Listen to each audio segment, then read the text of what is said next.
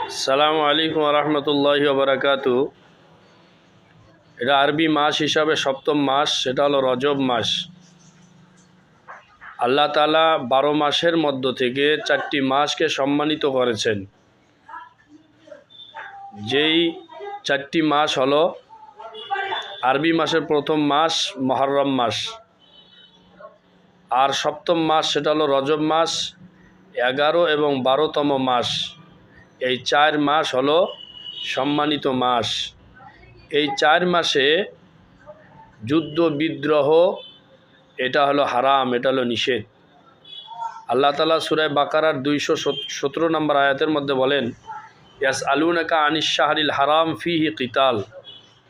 আল্লাহ তাআলা বলেন, নবী আপনাকে যখন প্রশ্ন করবে এই মাসগুলোর ব্যাপারে, তখন আপনি বলবেন কুল কিতালুন ফিহি কাবীরুন।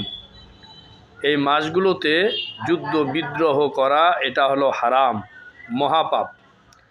এবং সূরা তওবার 36 নম্বর আয়াতের মধ্যে আল্লাহ তাআলা বলেছেন যে এই মাসগুলোর মধ্যে তোমরা তোমাদের নফসকে জুলুমের মধ্যে ফালাইও না, বা তোমরা তোমাদের নফসের প্রতি জুলুম করিও না।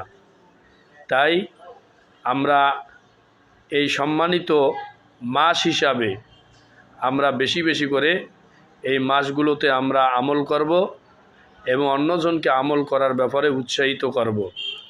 তার মধ্যে একটি মাস সেটা হলো রজব মাস।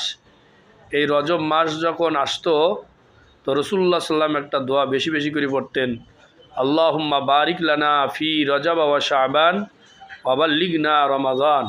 হে আল্লাহ, রজব এবং শাবানের বরকত দান করুন এবং রমজান পর্যন্ত পৌঁছায়া দেন। তাই আমরা বেশি বেশি করে পড়ব এবং অন্যজনকে পড়ার ব্যাপারে উৎসাহিত করব।